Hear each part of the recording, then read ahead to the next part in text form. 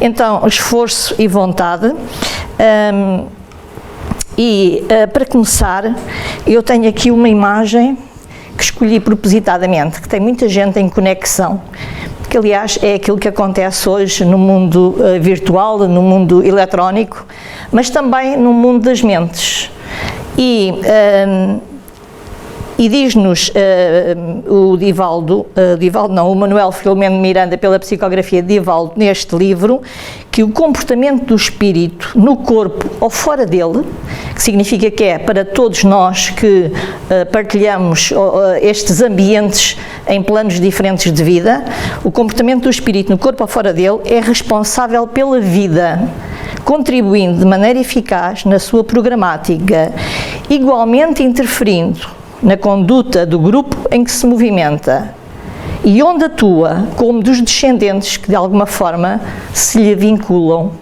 Então a nossa responsabilidade é muito mais alargada do que aquilo que a maioria pensa, e nós que estamos na doutrina e temos esse privilégio de ter acesso a estas informações, que consigamos interiorizar isso nas nossas vidas, porque muitas vezes sabemos, mas não trazemos para nós, para as nossas vidas, e eu acho que esse é o aspecto que é o desafio maior que nós temos, é passar da leitura, do conhecimento, para o ajustar no nosso dia-a-dia, para podermos refletir. Então nós somos responsáveis por nós, por aqueles que estão à nossa volta, nos grupos onde nos inserimos, na família, nos amigos, nos conhecidos, no trabalho, mas também naqueles outros que fazem parte das nossas vidas anteriores e que nós nem conhecemos, que às vezes podem estar noutros ambientes, e daqueles outros que noutro plano nos acompanham. Então toda a nossa ação, toda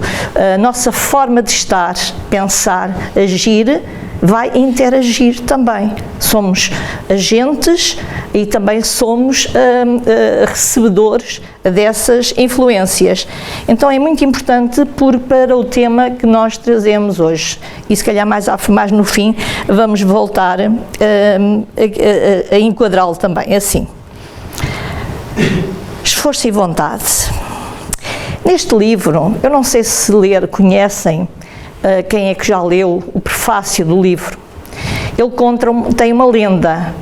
Emmanuel serve-se da lenda, a lenda egípcia do peixinho vermelho, para chamar a atenção da postura dos humanos no planeta Terra. E diz-nos que recorda essa lenda. O que é essa lenda? Eu não vou contar a lenda, portanto, é o convite, é para quem não leu ainda, vá lá ler. Lenta, mas tem todo um encaixe muito interessante. Fala de um lago onde uma comunidade de peixes vive de uma forma completamente despreocupada e entre a gula e a preguiça. E há um peixinho que é vermelho, que não é recebido por maioria dos outros, roubam-lhe comida e, portanto, ele está magrinho, anda sempre à procura dos restos e naquela forma de exclusão ele é empurrado para ir à procura e faz outras coisas. Estuda, por exemplo, a parte lateral do lago, que tem depois um escoamento, tem também uma entrada de água, e ele vai vasculhando ali, vai contando os ladrilhos, e depois percebe que há uma grelha e resolve experimentar, ter curiosidade e fugir por essa grelha, digamos assim, e vai encontrar um mundo novo. E Emmanuel, a partir daí, diz-nos que o esforço de André Luiz, enquanto repórter do mundo espiritual, buscando acender luz nas trevas, é semelhante à missão do peixinho vermelho. E diz assim, isto é extraído, é um extrato: além dos cubículos em que se movimentam, resplandece outra vida, mais intensa e mais bela, exigindo, porém, acurado aprimoramento espiritual individual, para a travessia da estreita passagem de acesso às claridades da sublimação. E continua, fala, diz André Luiz, fala, informa, prepara, esclarece. Há, contudo, muitos peixes humanos que sorriem e passam, entre a mordacidade e a indiferença, procurando loucas passageiras ou pleiteando larvas temporárias, procurando abrigos passageiros e andando a disputar larvas temporárias. Esperam um paraíso gratuito com milagrosos deslumbramentos depois da morte do corpo. Ora, é um pouquinho a humanidade na Terra. Anda perdida, digamos assim, perdida não, porque na realidade não tem consciência disso, mas anda despreocupada, pensando sempre que tudo pode neste mundo que é tão passageiro e pensando que tudo acaba depois no túmulo. Então é preciso, olha, nova mentalidade, ali a letra desconectou, nova mentalidade com novos resultados. Nós precisamos fazer a mudança para ter resultados diferentes. E como eu repito, aqui vou-me repetir, nós estamos na doutrina espírita, temos mais obrigação, vamos acumulando obrigações pelo conhecimento e por isso, mas também somos privilegiados por ter esse conhecimento. É um pouquinho à semelhança do peixinho vermelho que depois encontra o mundo. E depois fica tão esfuziante, tão alegre por aquilo que encontrou, que resolve voltar atrás para contar aos amigos e eles riem. É um pouquinho como acontece aqui, que as pessoas dizem, ninguém vai cá contar o que é que acontece do outro lado quando há tantas informações, tantos livros, tantos testemunhos, tantas situações comprovadas para essa questão. E faz toda a diferença. E isto é um encaixe para o tema. E no livro Consolador é feita a pergunta, é colocada a pergunta: como compreender a afirmativa de Jesus aos judeus quando diz, sois deuses? E a resposta: em todo o homem repousa a partícula da divindade do Criador, com a qual pode a criatura terrestre participar dos poderes sagrados da criação. Então quer dizer que cada um de nós, criados por Deus, temos a marca de Deus em nós e, portanto, trazemos as condições, trazemos os germes para podermos desenvolver as capacidades em nós próprios. Então, porquê que temos tanta dificuldade em desenvolvê-las? Vamos tempo. Tudo tem um seu caminho. É como aquela semente que nós plantamos, mas se é uma árvore que leva muito tempo a crescer, vai precisar daquele tempo todo para passar pelas várias passagens. Nós também. Mas há que não perder tempo e tentar perceber o que é que em nós temos, o que é que ainda não desenvolvemos, e não desenvolvemos certamente muita coisa, mas o que é que podemos fazer em pequeninas coisas no dia-a-dia para poder ir um pouquinho mais além. Isto no livro Consolador. E Leon Denis também nos explica o Espírito Divino que anima o universo. Não é o planeta Terra, é o universo. Atua sobre todas as almas, porque as leis são iguais para todos. Busca penetrá-las, esclarecê-las, fecundá-las, mas a maior parte se deixa ficar na escuridão e no insolamento. Então deixa-se ficar na preguiça e no deixar andar. Se calhar no Maria vai com as outras, que é o ditado popular. Da indiferença, vou para ali porque aquele diz que é assim, vou para acolá porque aquele outro diz.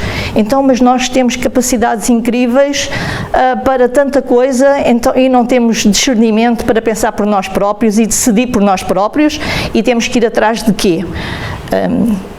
Isso tem a ver com a capacidade que nós temos de poder pôr a vontade na nossa vida em ação e fazer escolhas também, não é? E pôr o esforço também em ação. Não basta só a vontade. Já vamos ver.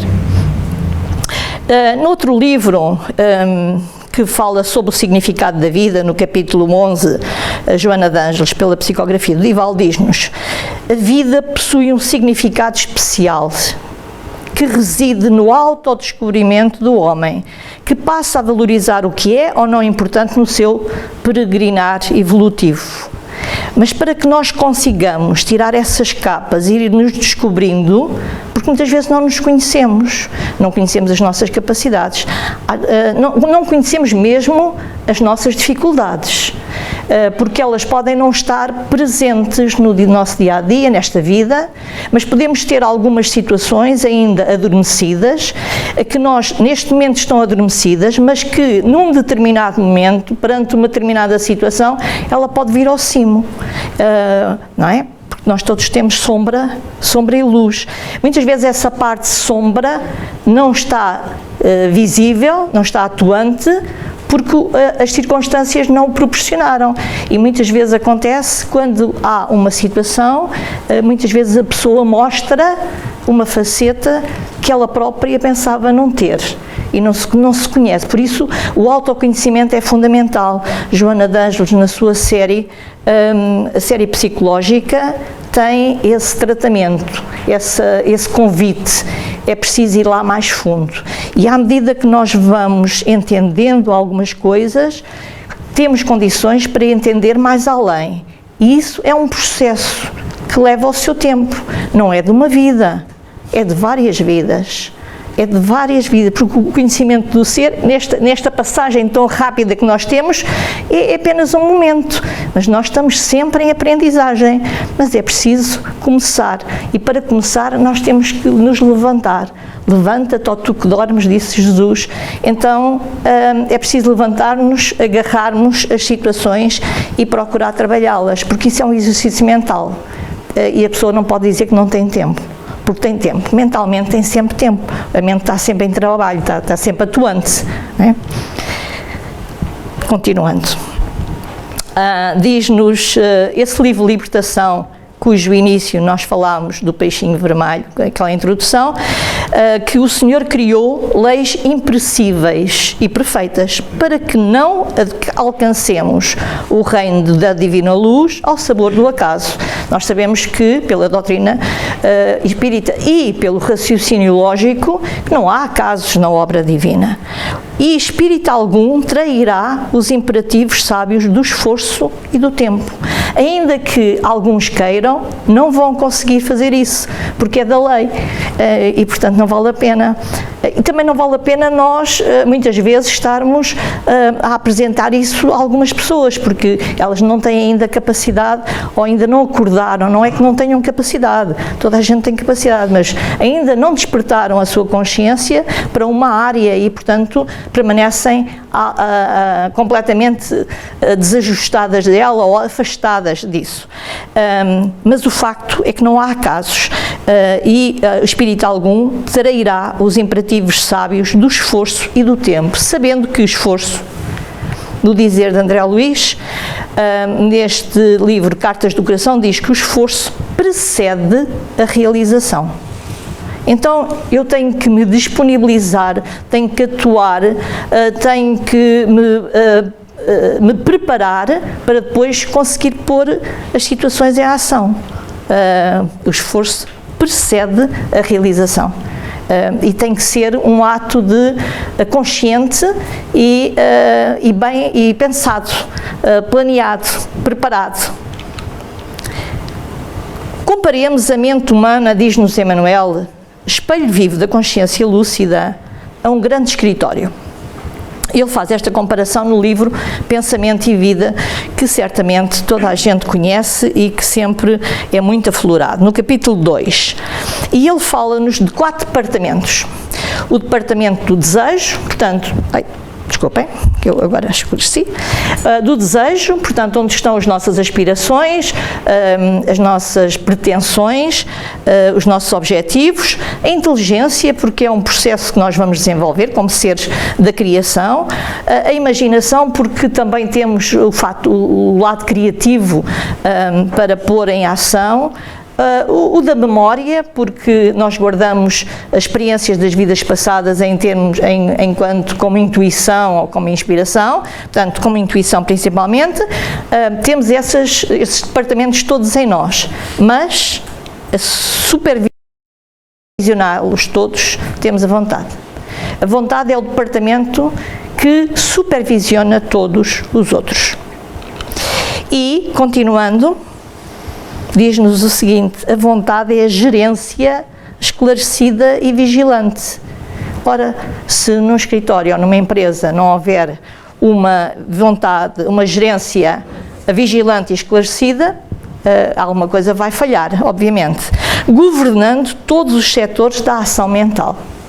Então, a vontade é uma força enorme que nós temos em nós para desenvolver. E esse é o convite, para desenvolvermos a nossa vontade, e fazermos o esforço para a levar a cabo. As imagens, eu tentei aproximá-las daquilo que era o objetivo da ideia. Só a vontade é suficientemente forte para sustentar a harmonia do espírito. Reparem na frase, na força da frase. Só a vontade é suficientemente forte para sustentar a harmonia do espírito. Não é isso que nós queremos na vida, é ter harmonia, serenidade. Quando a pessoa adquire essa serenidade, ela já não desaparece. São aquisições que nós guardamos em nós. Não desaparece. Ainda que possamos ter muitas coisas para limar, muitas fragilidades, muitas imperfeições, o adquirido, nesse aspecto, é adquirido. Ele fica em nós, é nosso património. É aquilo que nós levamos no nosso corpo espiritual. Portanto, eu gostaria de que ficassem com essa frase. Às vezes há frases que nós podemos relembrar durante um dia inteiro. Por exemplo, lemos de uma frase de manhã e de vez em quando lembramos-nos durante o dia dessa frase. É uma forma de sintonizar também e de apreender e de trazê-la para o nosso dia-a-dia. Eu não sei se alguém costuma fazer esse exercício, mas eu gosto de fazê-lo. Portanto, há frases que eu gosto de ter presentes no dia-a-dia e perceber até onde é que eu já consigo ou não estar de acordo com aquela ideia. Continuando, diz-nos neste livro de Rumo Certo, no capítulo 26, quando fala de decisão e vontade: tudo o que serve para corrigir, elevar, educar e construir, nasce primeiramente no esforço da vontade unido à decisão. Porque nós podemos dizer, eu tenho muita vontade, mas não consigo fazer. Não é? Aquela pessoa tem muita vontade, mas ficou sentada, quieta, não tomou a iniciativa, não tomou a decisão. Então, as duas coisas devem estar ligadas. Vocês podem comentar no fim se entenderem que não, ou não tiverem essa experiência. Mas isto é o que nos diz no livro Rumo Certo, Emmanuel.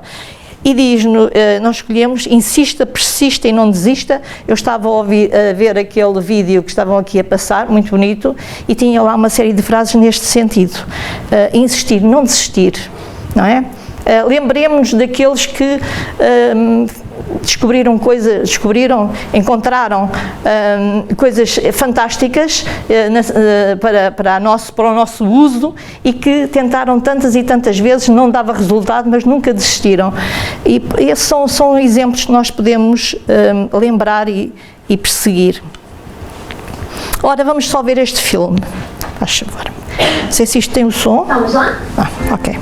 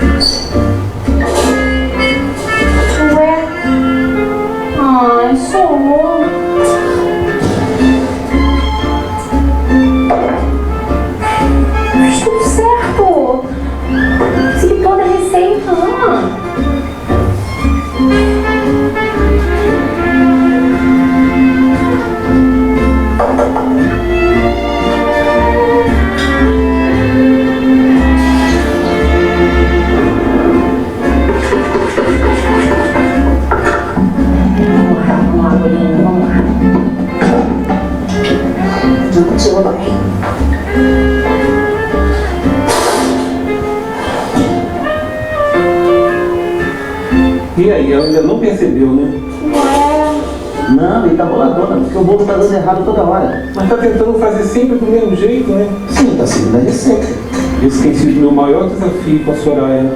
Ensinar ela a fazer bolo? Eu não sabia que os filhos agora davam aula de culinária. Você virou quem? A dona Palmeirinha? Não, cara, é que na vida ela também age assim. Quando as coisas dão errado, ela continua fazendo tudo igual. E espera resultado diferente. Quando dá tudo errado de novo, ela se revolta. Possível. Não é possível, de novo. Eu fiz tudo certo. Só fazer esse forno. Tá vendo? É isso, forno tá quebrado. É uma inspiração. Já arruma alguém pra culpar. Não presta atenção no que tá fazendo, não consegue identificar a falha. Peraí que eu vou dar um help aqui. Dá uma olhadinha na receita de novo, vai. Eu vou conferir pela milésima vez, eu tenho certeza que tá certo. Açúcar, farinha, ovos, leite, coco ralado, margarina e... o fermento. Eu colei outra receita assim. Era isso. Ó. Eu vou certinho. Aí, tá vendo? Quando a gente acerta o rumo, vem a recompensa. Desde que você não use o sal no lugar do açúcar.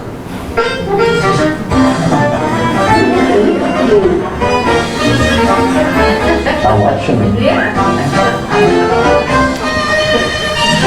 Pois nós às vezes também fazemos isso, não é? Andamos e perguntamos, mas o que é que eu fiz de errado? Porquê é que não está bem? O que é que aconteceu? Porquê é que aconteceu assim? Fazemos essas perguntas porque faltou a avaliação.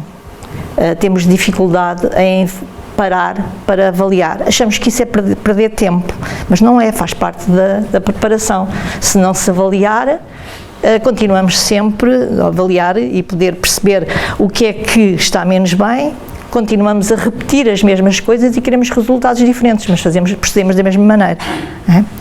Por isso eu escolhi, acho este vídeo muito interessante, com uma mensagem também muito boa para o caso. Então, porque às vezes na vida, aparentemente está tudo bem e de repente fica mal, aparece o inesperado. E perante o inesperado é preciso, em vez de desesperar, aproveitar a oportunidade, porque há sempre coisas que nós podemos tirar e lações que podemos tirar daquilo que até é o menos bom, mas que podemos aproveitar e que sirva, porque sabemos que erramos e é preciso repetir, mas considerar como é que vamos repetir e depois, a partir daí, perceber o que é que se pode tirar bom, de bem, daquela ideia ou daquela ação ou daquele acontecimento. E tudo tem uma razão de ser. Mas é preferível muitas vezes, ou temos essa tentação de dizer que naquele caso era culpa do forno ou culpa de alguma coisa, não da própria pessoa, porque é sempre culpa de alguém. Este retirar-nos a responsabilidade pelas situações é uma ausência de maturidade. E nós, na doutrina espírita, aprendemos que devemos construir a nossa maturidade também, com reflexão, mas também com caridade para connosco. Porque muitas vezes nós também não somos caridosos connosco e culpamo-nos, e a culpa é péssima, porque ela obstrói, não constrói, não se progride. Temos que ter caridade também connosco próprios e com generosidade. Nós falhamos, é assim, então estamos em aprendizagem, é bom que nos reconheçamos como seres em progressão, com humildade. Na questão 909 do Livro dos Espíritos, Kardec pergunta aos espíritos: seria possível ao ser humano vencer sempre as más tendências pelos seus próprios esforços? E a resposta: sim, e às vezes com pouco esforço. Nós é que visualizamos as situações com muito drama. É a vontade que lhe falta, poucos são aqueles que verdadeiramente se esforçam. E o convite hoje na sociedade, na vida atual, até com o exemplo que o Lucas estava a dar do telemóvel, há um convite muito grande à dispersão, à superficialidade, não é? Vamos a correr pelas coisas mais simples, por aquilo que é mais rápido. Se pudéssemos comprar algumas virtudes na farmácia, íamos lá a correr. As farmácias estariam cheias, não é? Íamos lá, comprávamos X a quantidade. É muito fácil, não é? Porque também, é verdade, sem qualquer crítica, porque nós constatamos isso, muita gente recorre à espiritualidade para situações pontuais. Tudo o que seja para aprender é uma trabalheira. Não é? Dá muito trabalho. Isso é muito esforço, isso não, porque o que elas querem é que alguém de fora resolva. Isso é imaturidade. Nós temos a obrigação de já não estar nesse patamar. Nós temos a obrigação de estar já no patamar de assumir a responsabilidade. Então, que bom é ter assim a situação toda arrumadinha, e que nós normalmente não temos, não é? As nossas ideias andam um bocadinho baralhadas, não temos tudo tão arrumadinho assim.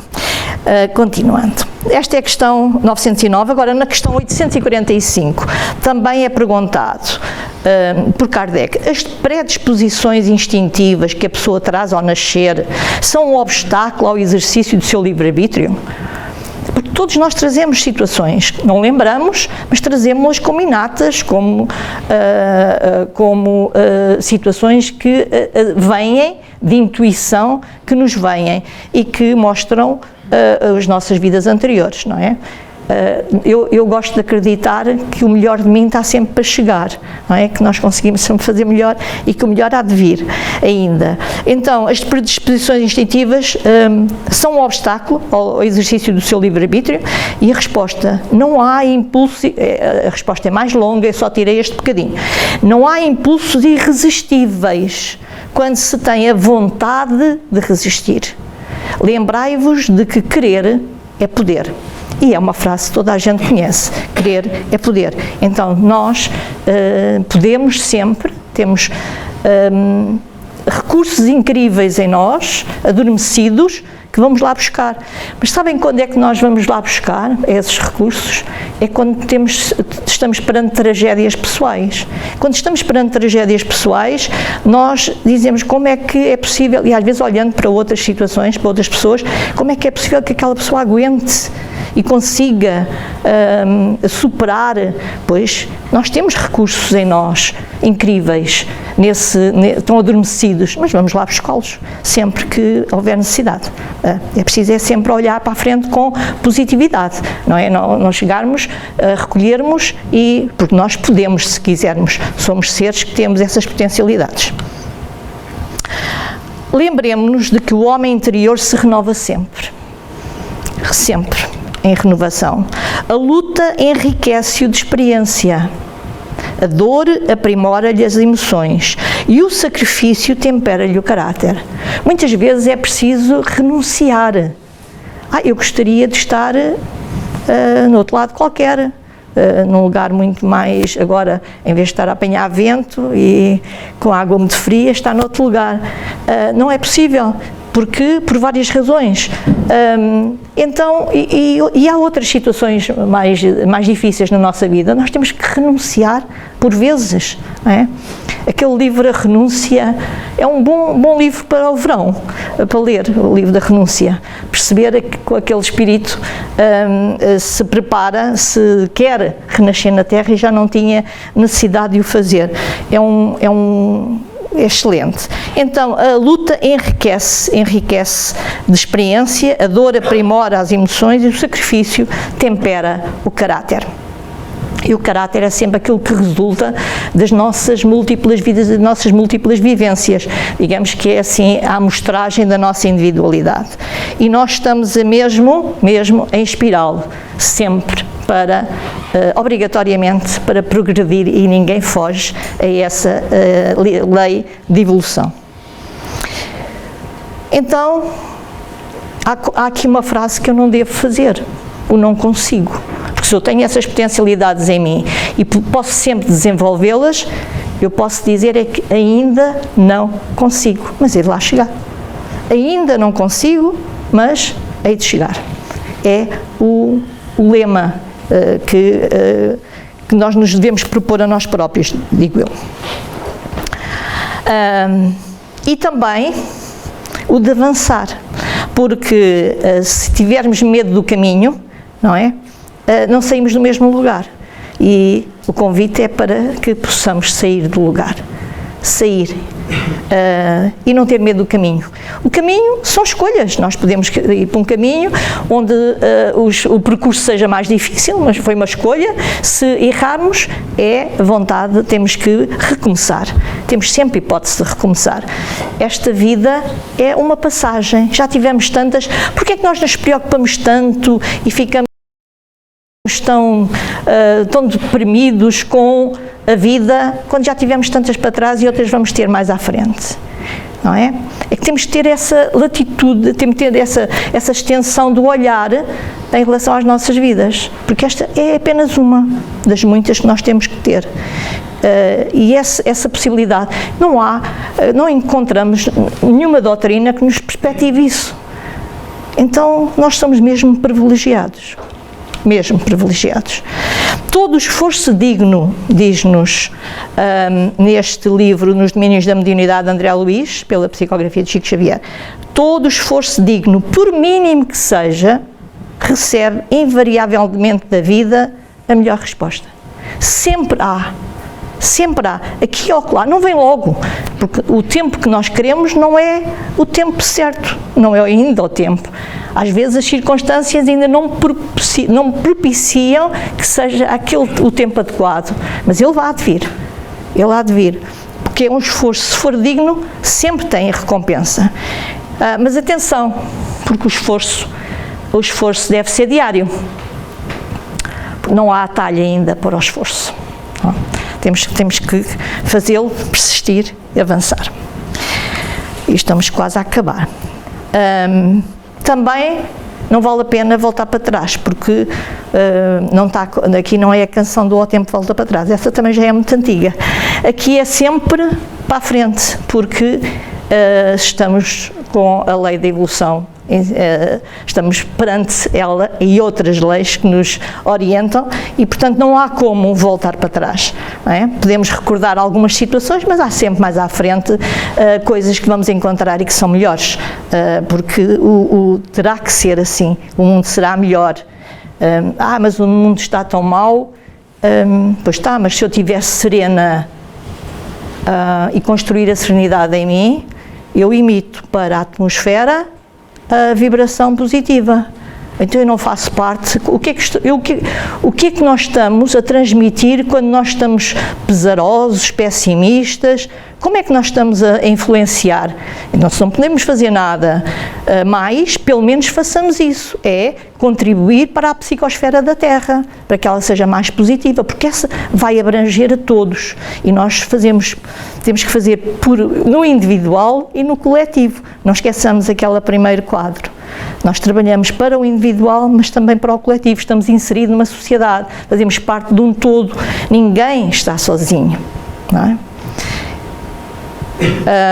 No livro Mundo Maior, esta frase eu já apresentei uma vez, estudando o cérebro, e sabemos que o cérebro é apenas uma exteriorização da mente, diz-nos André Luiz: época virá em que o amor, a fraternidade e a compreensão, definindo estado de espírito, serão tão importantes para a mente encarnada quanto o pão, a água, o remédio.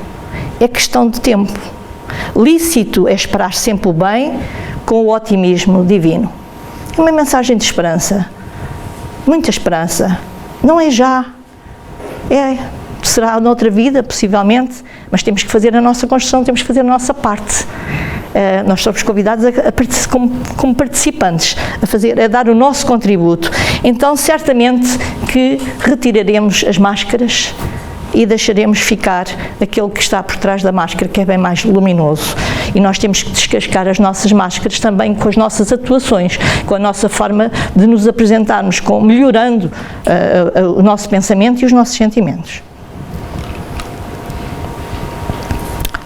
Ora, e aqui, em Obras Póstumas, há um texto que fala da regeneração da humanidade.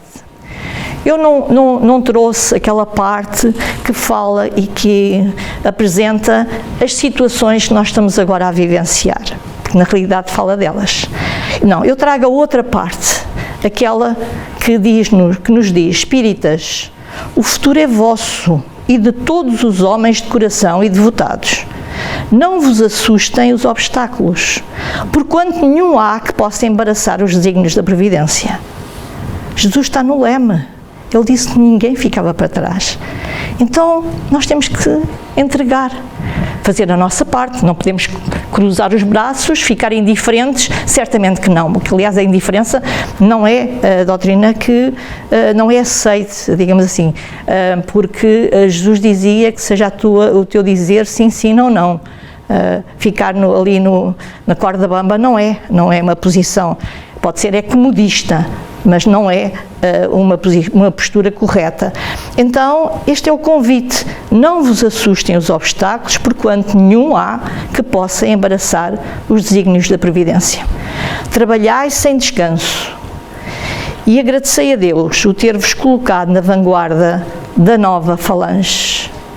Porque nós estamos na vanguarda da nova falange, então é para que sejamos gratos por isso, por viver esta oportunidade num momento tão dramático, mas em que nós estamos a participar e estamos cá para fazer o melhor de nós e poder recolher ainda um pouquinho melhor dentro daquilo que é o nosso tempo enquanto cá estivermos. É o convite que nós trazemos para quase no fim. A bibliografia são estes livros, porque são extratos de pequenos de vários livros, e muito obrigada.